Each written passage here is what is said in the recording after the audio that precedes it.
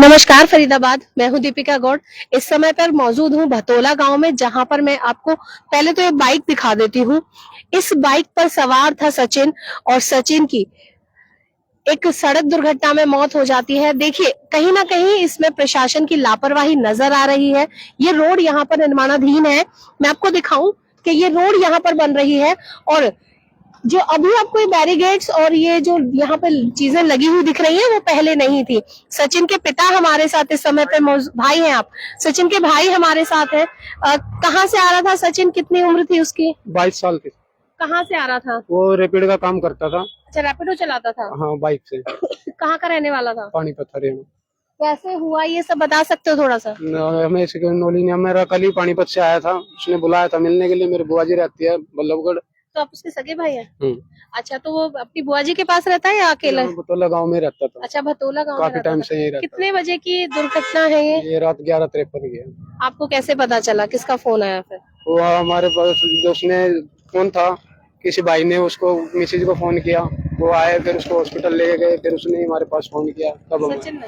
नहीं, कोई था।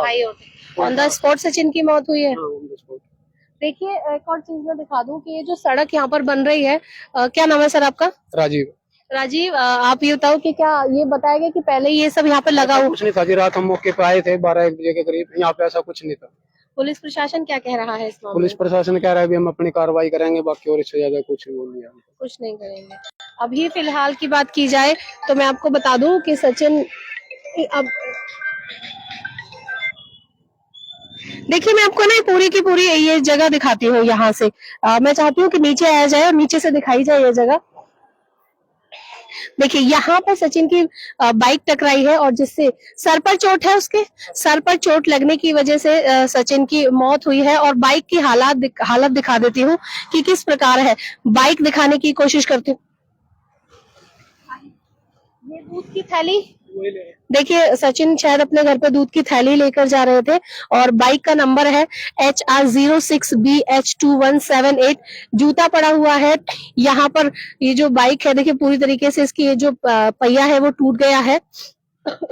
और यहाँ पर देखिए छोटे छोटे टूटे हुए टुकड़े यहाँ पर मिल रहे हैं।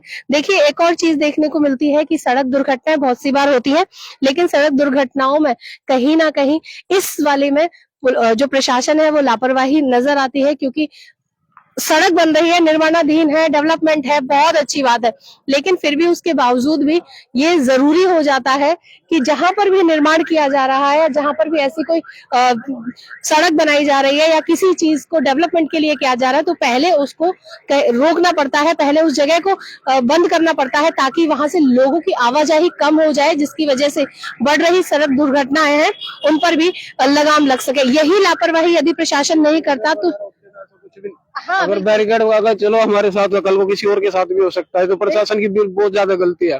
कुछ ठेकेदार की भी जो इस रोड को बना रहा है। देखिए, इस पर ध्यान ना देना। अगर आज ये सब चीजें यहाँ पर पहले ही रात में लगी होती, क्योंकि स्पीड से गाड़ी, नॉर्मल सी बात है, रात के 11 बजे तो रोड खाली ही होती है, एक नॉर्मल स्पीड पर बंदा निकलेगा और जब इस तरह से टकराएगा, देखिए कितनी ऊंची है। अगर हम चढ़कर 2-2.5 फीट ऊंचा है ये,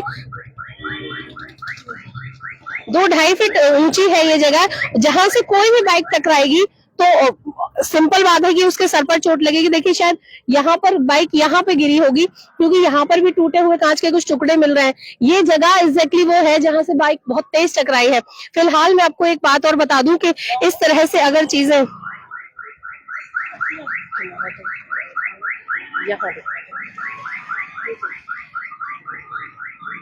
देखिए, अगर अभी यहाँ पर अगर हम इस बैरिगेड्स की बात करते हैं कि अगर बैरिगेड्स यहाँ पर होता है तो आज सचिन यहाँ अपने घर पर होता, अपने काम पर जा रहा होता, लेकिन कहीं ना कहीं प्रशासन की इस लापरवाही की वजह से एक व्यक्ति की जान चली जाती, जान ही नहीं चली जाती, पूरा परिवार खत्म हो जाता है। सचिन के परिवार में और कौन कौन है?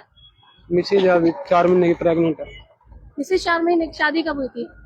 3 साल के करीब हो गया। 3 साल, लव मैरिज जी। देखिए, मात्र 4 महीने की गर्भवती है सचिन की पत्नी इस समय पे, और देखिए क्या बीत रही होगी उस महिला पर, क्या बीत रही होगी उस परिवार पर जिसका जवान बेटा घर से चला जाए, और देखिए जिसमें किसी की कोई गलती नहीं है, ना किसी गाड़ी से टकराया है, ना किसी ने एक्सीडेंट किया है, सिर्फ एक कहीं ना कहीं छोटी सी चूक, छोटी सी लापरवाही के कारण इतना बड़ा हादसा हो गया और आज एक व्यक्ति की जान चली गई। फिलहाल इस खबर में इतना ही, लेकिन एक और चीज बताना चाहती हूँ कि कहीं भी अगर इस तरह का निर्माण चल रहा है तो प्रशासन को उस जगह को थोड़े समय के लिए बंद कर देना चाहिए, बैरिकेड्स लगा देनी चाहिए ताकि ये हादसे बच सके।